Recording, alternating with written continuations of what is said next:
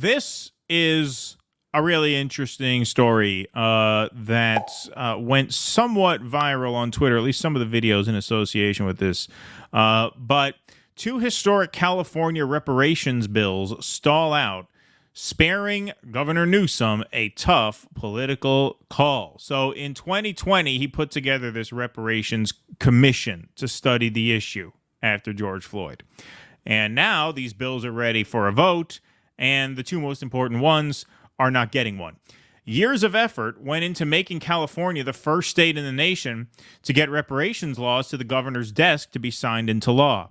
Yet tonight, in the final hours of this year's legislative session, two key bills to repair harm for African American descendants of enslaved people met their bitter demise. Although other bills in a 14-bill reparations package introduced by the legislature's Black Caucus passed this session, Democratic Senator Stephen Bradford of Inglewood couldn't convince the caucus or assembly leaders to bring to the floor the two ambitious bills he carried independently. Bradford's Senate Bills 1403 and 1331 would have created a new agency and also a fund to help implement policies recommended last year by a first-in-the-nation state task force, including eventual direct cash payments to the African American descendants of people enslaved in the United States. The envisioned California American Freedmen Affairs Agency would have helped Black Californians research their genealogy, confirm their eligibility for reparations payments, and expedite their claims. And that's an important distinction that often gets lost in the discourse, especially since, this is a very emotionally charged issue. Reparations are not for Black people. They are for the descendants of enslaved people, right? It's not simply race-based, as if you could prove that your ancestors were, in fact, victimized by chattel slavery.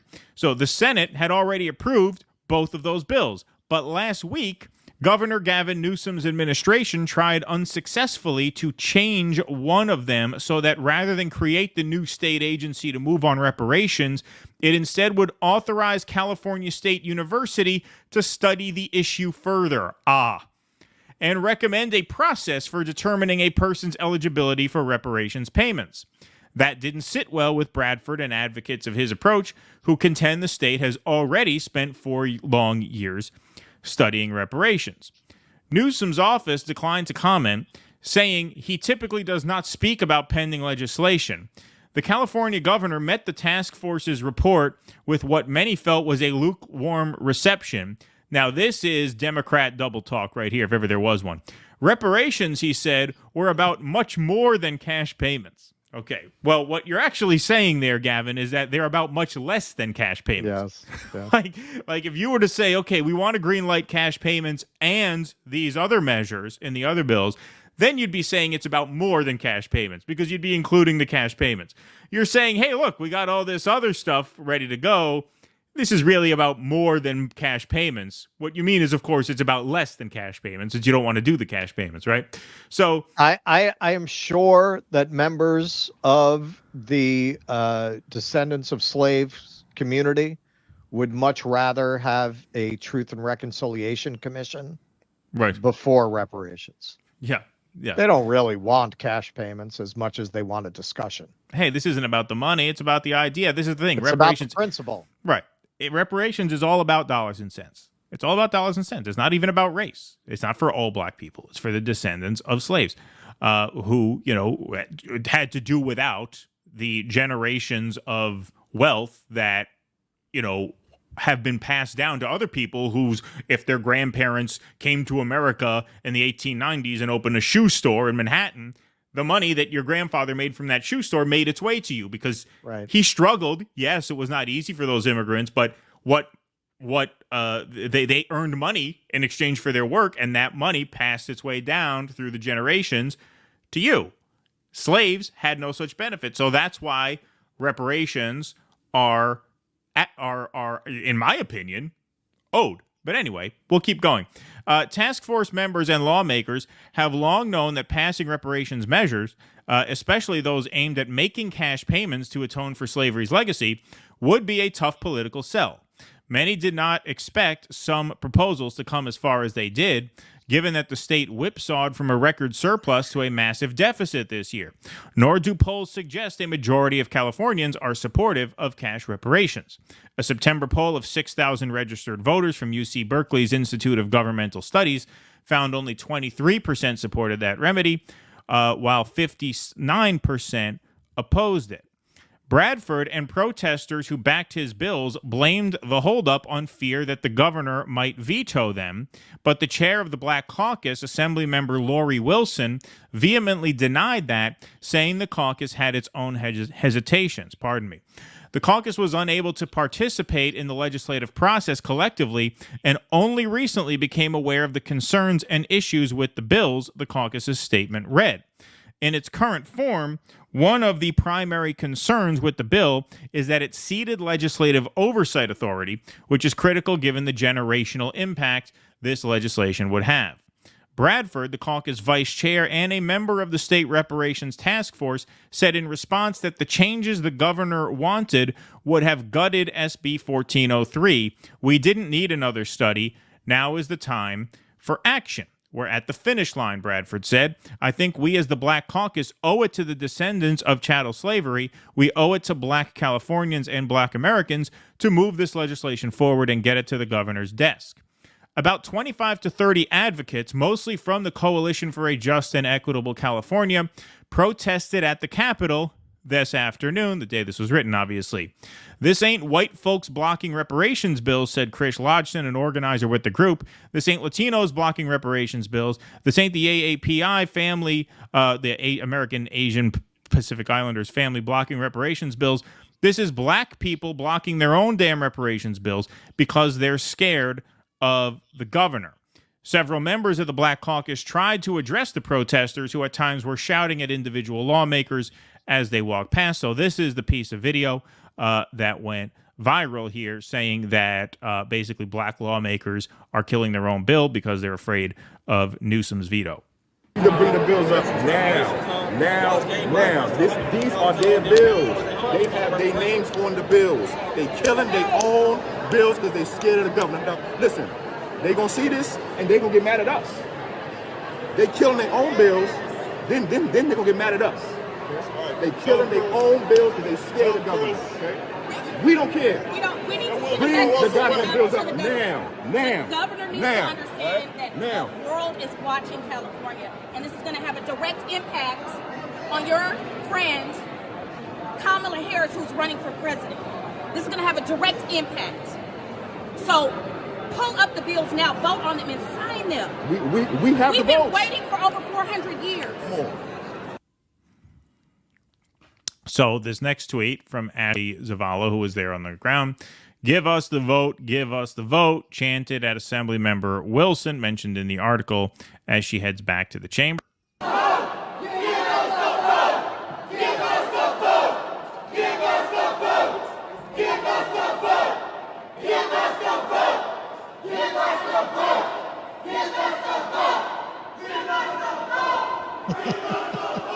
she goes. Oops, my apologies. A couple more slides here. Call his to the fire and make him veto it, says Jonathan Burgess, a fire battalion chief from Sacramento and well-known advocate for reparations, referring to Newsom. Show us who you are is what I'm asking. So what he's saying is if Newsom wants to veto it, let him veto it. You need to put this up. Burgess noted that other reparations measures passed by the Black Caucus could benefit all Californians and are not explicitly aimed at those harmed by slavery.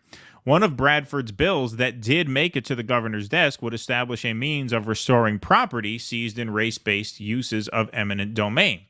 Advocates also discussed the need to maintain momentum for reparations measures as public enthusiasm for racial justice wanes. Now, this gives a little bit of background on the bill here, and then it gets to another touchy part of this. In 2020, the Minneapolis police murder of George Floyd set off a nationwide racial reckoning. In its wake, California's Secretary of State Shirley Weber, then an assemblywoman, championed a bill establishing a California Reparations Task Force, which Newsom signed into law. The task force traveled the state for 2 years, conducting hundreds of hours of public hearings and listening to residents and researchers. It released a more than 1,000-page report with its findings and more than 100 recommendations. So this is why, his attempt to further kick the can down the road is obviously just political opportunism. They wanted to dangle this in front of their voters and not give it to them when it came time to do it, especially when it comes time to vote on this 2 months out of a national election, especially when Gavin Newsom knows this is somewhat of a third rail of an issue and he wants to be president in 4 years if Kamala loses, in 8 years if she wins, and he knows that this could follow him in ways that he doesn't want. But here's the other sticky part of this. Advocates noted that bills supporting undocumented residents had passed the assembly. I find it ironic how we find money for everybody else and for every other ethnic group. We find everything else. But when it comes to Black Americans, we're always put on the back burner and told no, said Sir Major Page, organizer for the Foundational Black Americans Grassroots Movements. And this is the last piece of video here. Now, the sound is a little tough to hear, but the guy in the hat here on the left-hand side of the frame says, y'all gave illegals thousands. You can hear this about 15 seconds in. We'll give this a shot.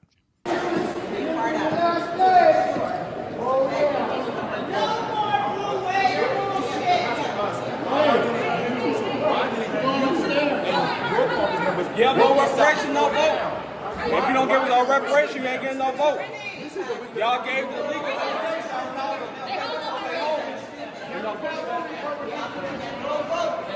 A little tough to hear. Let's try one more time. Give us no reparation, you ain't getting no vote. Y'all gave the legal. Y'all gave illegals thousands of dollars worth of benefits, yeah. Y'all gave us free health care with no question. So, look, apparently a lot of reparations activists seem to be hawkish on immigration. Obviously, Marcel Dixon, who we talked to a few times, very powerful advocate for reparations, very hawkish on the border for this reason. They kind of view it as a slap in the face that there's money for people who, duck the fence to get here, but there's not money to make right these decades of unpaid wages and really systematic generational theft of Black people who are living here who are descendants of African slaves. And in the wake of the George Floyd protests, as those were raging, and Gavin Newsom saw a political opportunity to start this task force, he did it. Now, 4 years later, the political climate is different. And so when it comes time to actually deliver and actually get some money out the door, this happens. Hits a snag. That's Democratic Party bullshit 101. Yeah, even beyond that, they never would have done it. No. They like the gesture of doing things, the gesture of, and hey, when it comes down to it, they'll do the rotating villain. They'll get a Manchin, they'll get a Lieberman if it looks too close to passing. In this case, I guess because California's legislature is so dominated by Democrats, they couldn't use that technique. So they had to just outright have Black caucus members who supported the bill. Right. Newsom's office made a call. You're going to embarrass the governor. Yeah. So you can't bring this up for a vote. You got to make some excuse because otherwise I'm going to have to pay a price for this. And I don't want to. Right. So you got to suck my dick. And that's what they always do. That's what they always do. You look at these people like John Conyers, who was a hero in his day, but once they get you in there, they make you get your mind right, or they're going to destroy you. They're going to destroy you. This is why. Look, some people said this about Hillary Clinton, and it was true in a sense. Broadly speaking, it was true. A lot of the Hill bots would get very frustrated saying a woman couldn't do what Sanders is doing. They would never let a woman get that far in politics with that kind of rhetoric or those kinds of eccentricities. They're not wrong. They're not wrong. If you're a white guy, there's definitely more or in the past there has been definitely more latitude to go your own way up to a point. In the end, no one can fuck with their money. In the end, Bernie was not going to be the nominee, white guy or not. There was no way they were going to let him get to that point. But yeah, if you're black, if you're a woman, much less if you're a black woman, can you get ahead if you're not a puppet like Kamala? Or do they crush you very early on? Like, because you already have some issues with racism or sexism in the electorate. So you really need that establishment backing to get ahead. So the only people who get ahead from those identities, who really get ahead, who really get to the national level. I'm not saying you don't have some local leaders who don't fit that model. But when you're talking about getting on the big stage, getting into the big leagues, you got to kiss these money people's asses.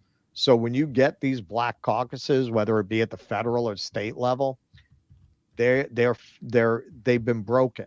They've been broken. They're used as the way, very much what we've said about Kamala. They love having a black caucus to hide behind. They're doing the same shit they always did. That's it. He's hiding behind them. Yeah, and that's what this guy... So he doesn't have to veto the bill himself. Exactly. You understand. Sorry, I was going to play that one more time because I think it's a good reminder, but go ahead. In terms of reparations, the argument that you're making, that is the argument. That is the core argument, and I don't see how anyone could really argue with it. The argument that a lot of people who are against it will make, well, I didn't own slaves, my family didn't own slaves. That is besides the point. As a country, we owe a debt to people who were not allowed to cultivate generational wealth because of discrimination. Don't tell me about your and you address that, and that's what you'll hear from a lot. My great grandfather came here from Italy with no money and he built something up. Yeah, he had that opportunity. Yeah, and that opportunity, listen, and they were not given that opportunity. Now, cash payments, I don't know if that's the best way, honestly.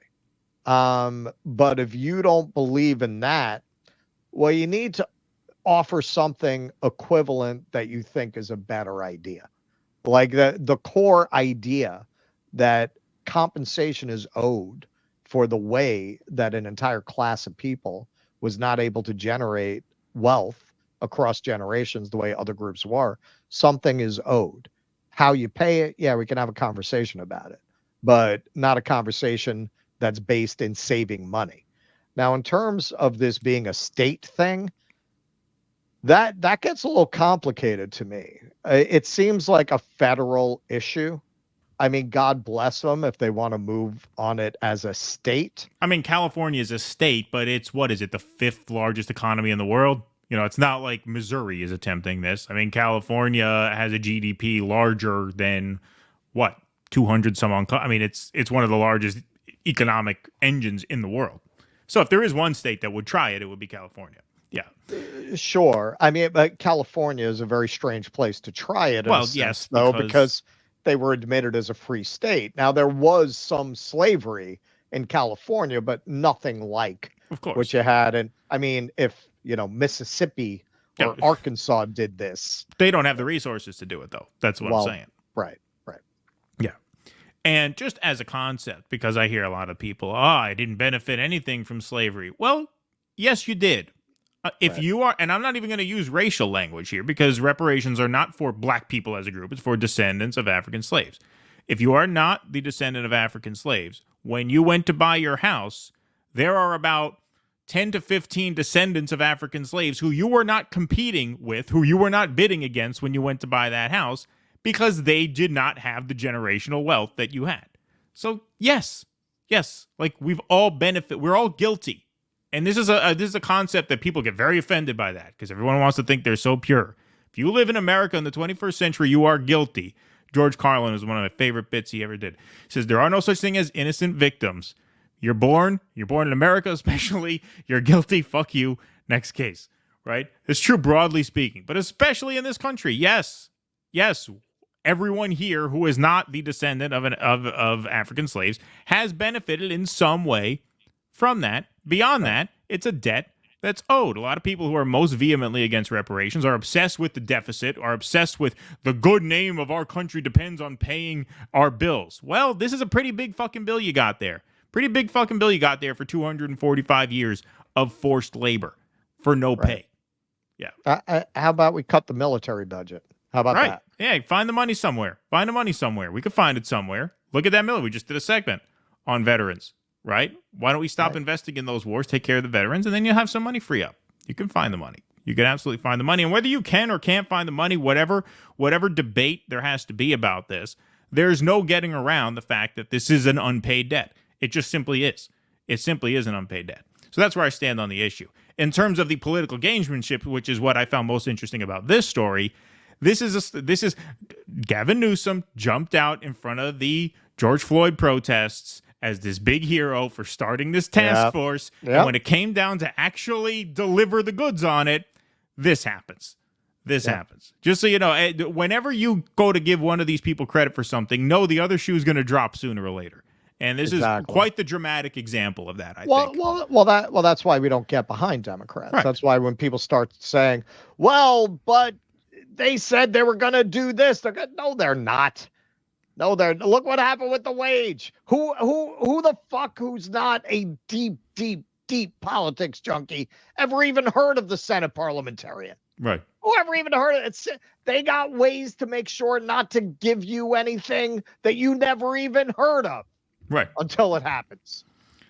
I see somebody in the chat, black people own slaves. This is a common retort. Irrelevant. Neither here nor there. As I said, reparations isn't even about race. Not all black people are qualified for reparations. Not all black people qualify for reparations. The ones who are descendants of African slaves are the ones qualified for reparations. Please clap.